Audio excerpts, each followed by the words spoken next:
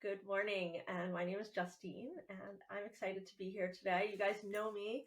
I'm here each week on Tuesday with different guests talking about the impact of food and sustainability on our health, on our lifestyle, on our planet, food, fashion, and the works. So this morning we're here with Lauren, and Lauren Tental is from New York, and she just recently wrote a book, am I correct, called Millennial Menopause. Um, and she's super interesting. I'm excited to talk with her. Not only is she passionate about women's health, she's passionate about empowering women to be advocates for themselves. Welcome, Lauren. Thank you for having me. Happy to be here. Me too. I'm so happy. So, Lauren, first, give us a little look at that book again, just so the viewers that are watching can see. It's a pretty pink book. My beautiful pink book. I love pink. My book is called Millennial Menopause, preparing for perimenopause, menopause, and life's next period. We love a cheeky pun. And it was released July 2025 and was truly a labor of love that came out of my realizing that as I approached my 40s, even though I am a mental health provider, I am very well aware of women's rights, women's health. I realized I knew nothing about menopause, and I started asking questions and researching and interviewing women and experts, and I wrote it all down. It's amazing because right now this is really topical. People are talking about perimenopause, people are talking about menopause in a new way that they haven't. And I don't think when I was in my 30s that it was even a conversation or a thought that I had. And frankly, if we talked about my 40s, it still wasn't a conversation. The conversation came because I wanted to go off the pill at some point and transition. And we were trying to figure out that the average age was 53. So, anyway, I have my whole journey, but what I'm curious about, because I wasn't thinking about this, and I'm curious how things have shifted now, because you're bringing this to awareness. Are you noticing that people are talking about it earlier? Was this, did you have a moment of clarity for yourself? So I do totally agree that as a culture, we're talking about it earlier. And I just think in general, when it comes to topics that can be taboo, the more we talk about them, the more we normalize and destigmatize them, the better off we all are because you don't have to go through anything alone. Menopause is a universal transition for every woman with ovaries, and it's really important that we recognize the symptoms and, of course, the treatment options. And I'm so glad that you mentioned the birth control pill and also hormone therapy because there was a lot of fear around hormones. And now we have debunked many of the myths that came out from a study in 2002. And we know that it's generally safe and effective. Most importantly, we know that women have options, that the menopause transition can start earlier than the actual final menstrual period. And it's important to recognize those symptoms, know you're not going crazy, and then get the help that you need.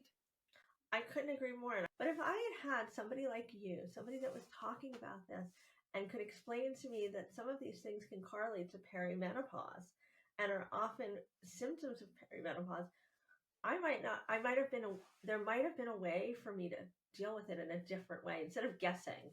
I tell my partner all the time, oh, it must be this. Oh, it must be that. He's like, you always think it's something different. Right. Maybe it was hormonal, maybe it wasn't, but in True. general, knowledge is power. And the more equipped we are with the tools we need, the better off we are. And for me, I met Ann Fullenwider, the co-founder of Alloy, a women's health platform for midlife women, at a networking event. And there were other women there, all older than I was. And they all said things like, I wish I had known that perimenopause can be 10 years, that it can really impact mental health, that help was available. I wish I had known. I wish I had known. And I truly walked out of there thinking, well, now I know, and I want to tell my generation. And I'm certainly seeing it in my practice as well as a therapist. Yeah. And are you finding that people are more curious now at a younger age? Are they trying to find coping skills and identify how to know if this is something that's related to perimenopause or something that they need to dig in deeper to? Definitely. I think millennials are used to talking about formerly taboo topics, whether it's fertility struggles or mental health issues or the general stresses of motherhood. We still have a long way to go. I would say that millennials, who technically were born between 1981 and 1996, they still identify, and I'm generalizing, Yeah. but they still identify as too young for menopause. And the reality of it is, many of us are in our 40s and we very much are entering into the perimenopause phase. And I think the fear is around this idea that menopause happens to old ladies, or that once you're in menopause, you're not young or beautiful or worthwhile. And that's certainly something that society has taught us that we need to debunk. Yeah, I also think that I think that's really important, right? To debunk that, to let people know that that's not accurate, that you do have worth and that you are beautiful. I Yes. completely agree with what you're saying. And I think it's about instilling curiosity too for people, to knowing that this is something they want to learn about sooner, not Mm, later. Um, exactly. Be proactive. yeah, be proactive. And so, if we talk on a personal level for yourself, Mm. how have you been impacted by this? And how has that shaped what you're telling the world, what you're putting in your book and you're sharing with clients? Sure. So, one thing, one fact that struck me while I was doing my research was that up to 70% of women experience mood shifts and mood symptoms during perimenopause. And that if you've had previous episodes of depression, you are 2 to 5 times more likely to experience depression during perimenopause.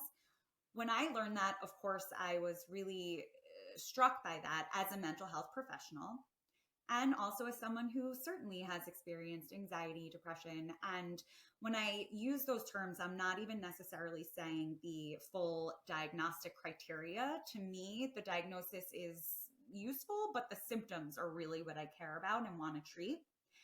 And some women or people might hear those figures and be scared, but I truly view them as empowering because now that I know that, it's something that I can be prepared for and look out for and practice my coping mechanisms and find the right providers who know what they're talking about for midlife women and be able to set myself up for success in this transition and also to educate my clients and friends. So, that's something that was really important to me.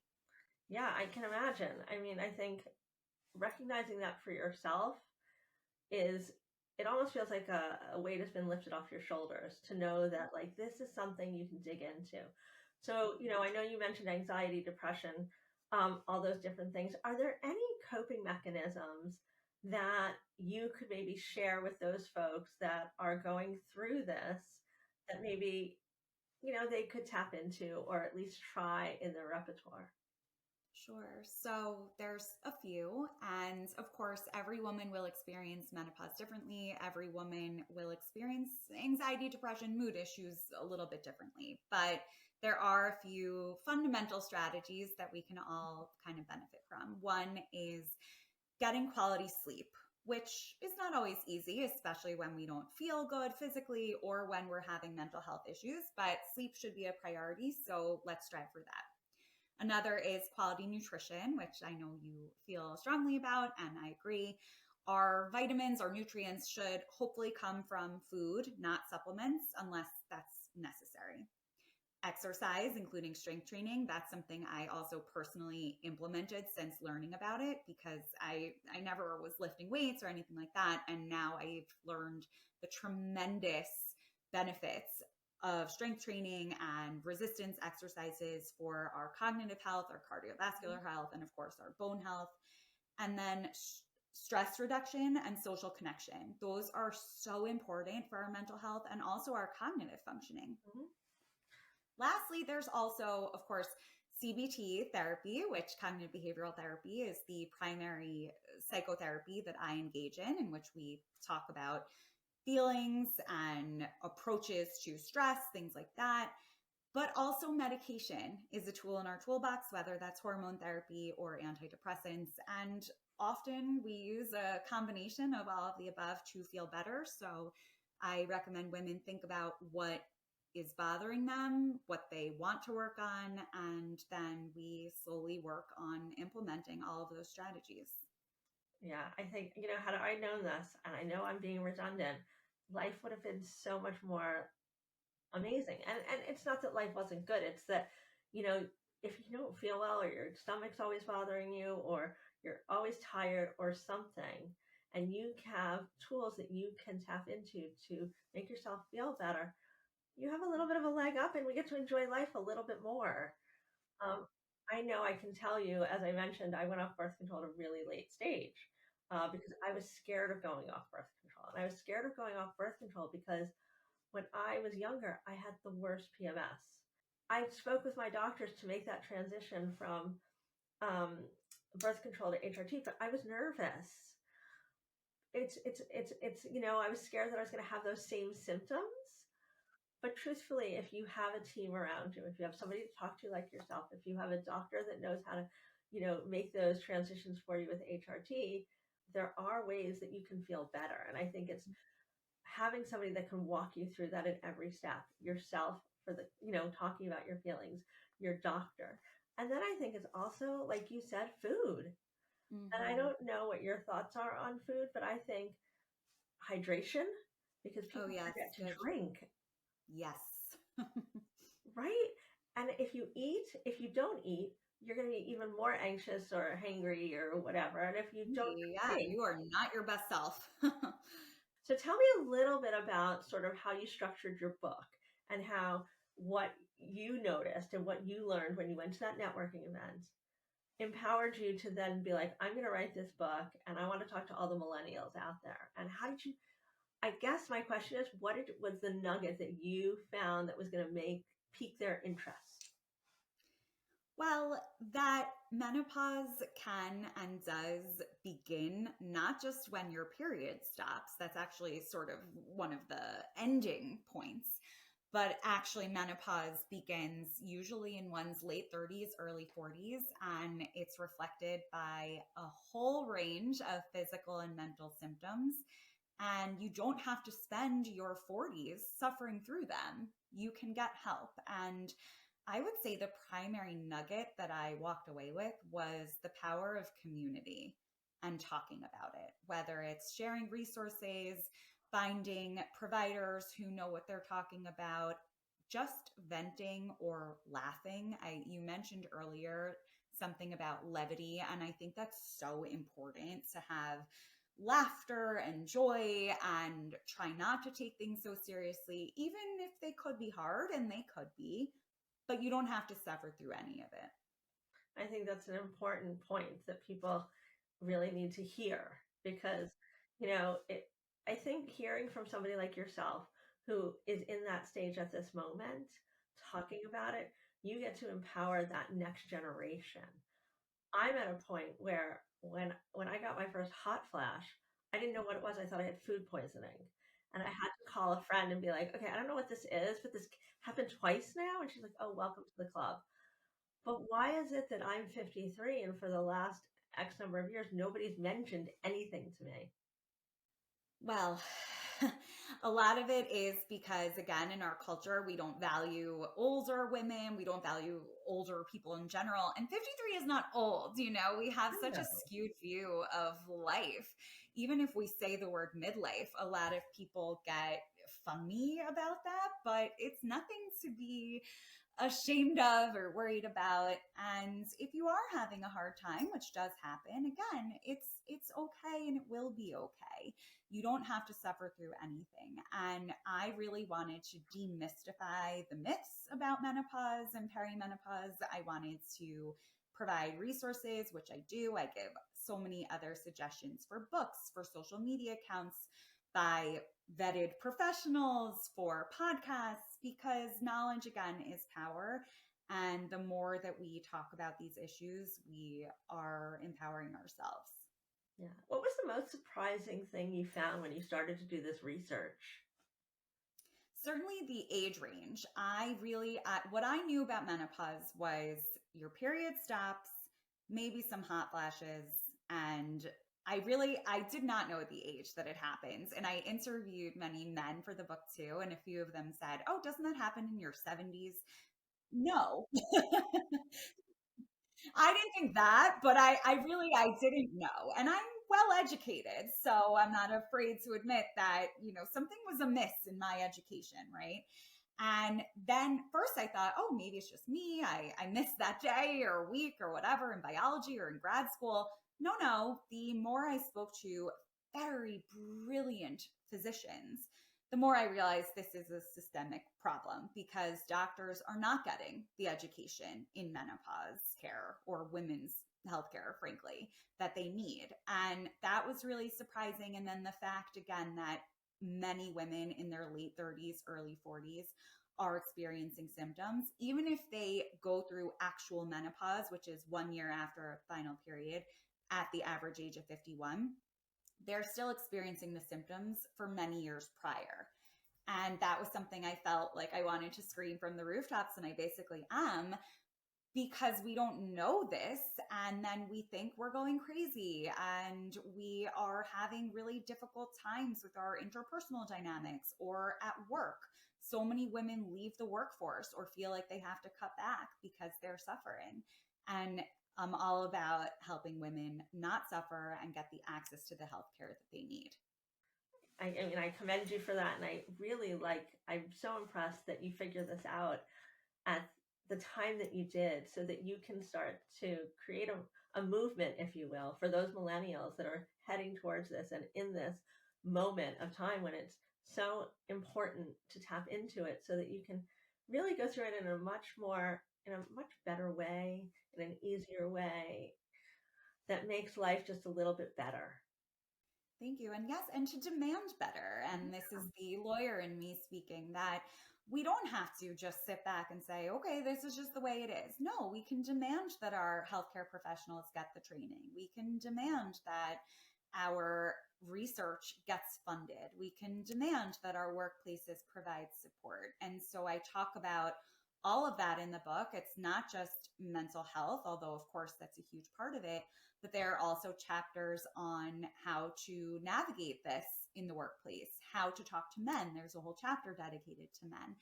We talk about sex and exercise and sleep and so many different areas of our life because menopause can impact so many areas of our life.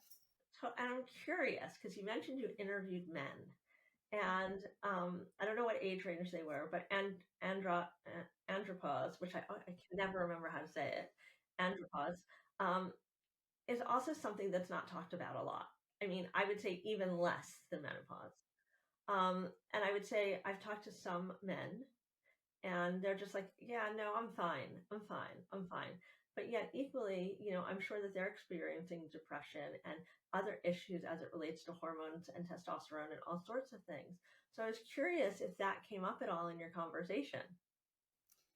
Not really. And I did look into this a little bit. I'm certainly not an andropause or men's health expert, but what I have come to learn is that yes, testosterone dips for men in midlife, but not to the extent that it reaches levels considered low. And the other piece is that often men, they are, for better or worse, less complicated than women. So if they are struggling, a little bit of testosterone goes a long way for them, whereas women also may benefit from testosterone and really have to fight to even get it, and there's no FDA approved dosage for women. Right. So I don't want to say this is not a men's issue, but it's not quite the It's same not the same impact, thing. and it's We're certainly not not. comparing apples to apples. Yeah. Right. Not comparing apples to apples. But I will also say in general, like midlife is hard. It's hard for men, for women, for anyone. There's a lot going on with our life transitions. Our parents are aging, maybe not here with us anymore.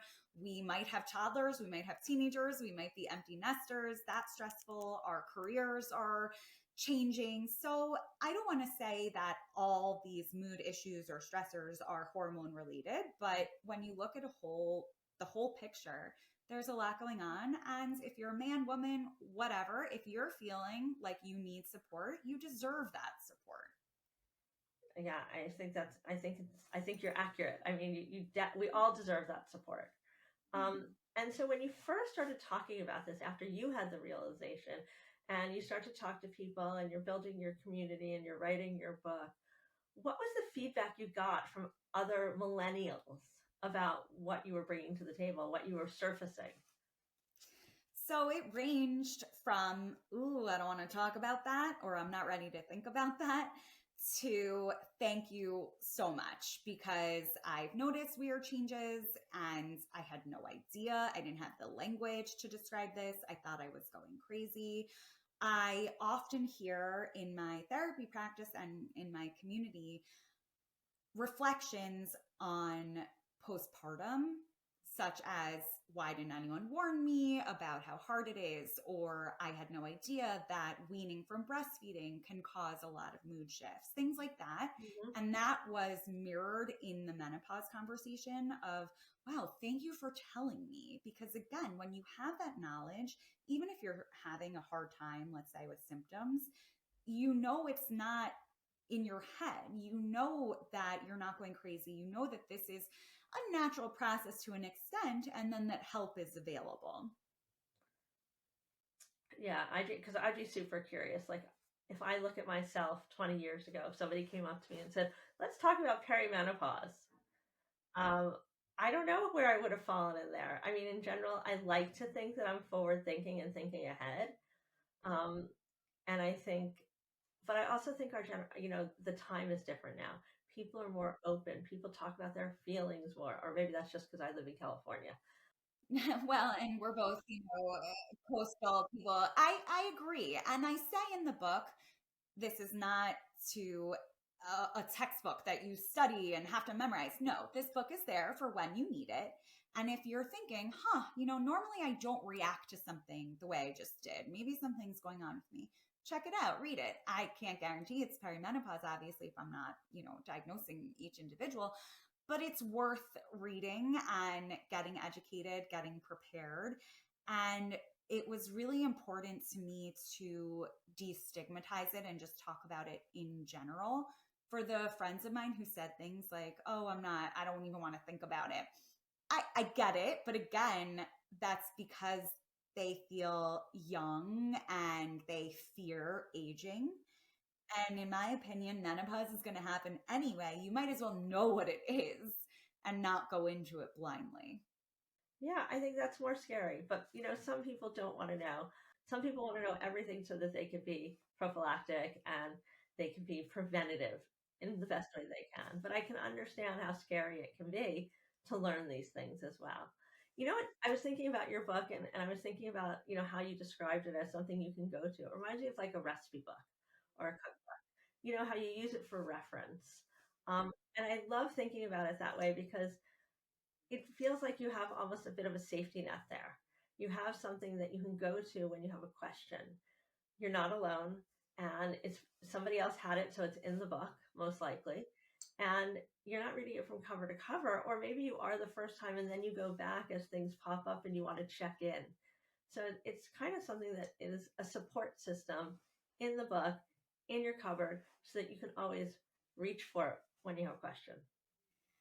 That's a beautiful description and really resonates with me. So thank you for picking up on that because the book itself, yes, there is a ton of science, a ton of journals from scientific resources. I certainly did my research, but it's written in a fun and friendly way. It's full of pop culture references.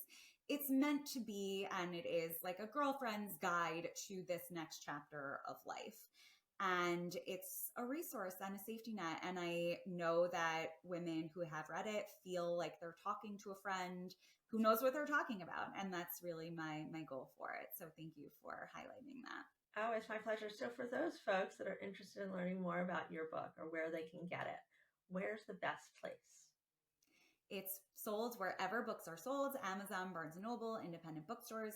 And if you go to millennialmenopause.com, you will see all the links, including to my primary website. Awesome. Lauren, thank you so much. This was such a great conversation. And I'm so inspired by you and Yeah. taking this initiative to bring this conversation to the forefront when nobody was talking about it.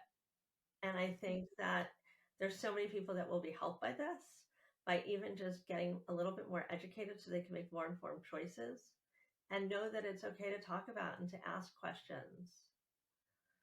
Thank So, you. everybody out there, if you have more questions, you're going to want to find this book and you're going to want to read it. And you don't need to wait until you have menopause. Mhm. Don't wait like I did. You don't need to suffer in silence or Mhm. with questions over your head, not knowing what's going on. So, Lauren, again, thank you so much. It was so great to chat with you. And for those folks that are tuning in today on the podcast, don't forget, you can also watch this live or on YouTube at Essential Ingredients.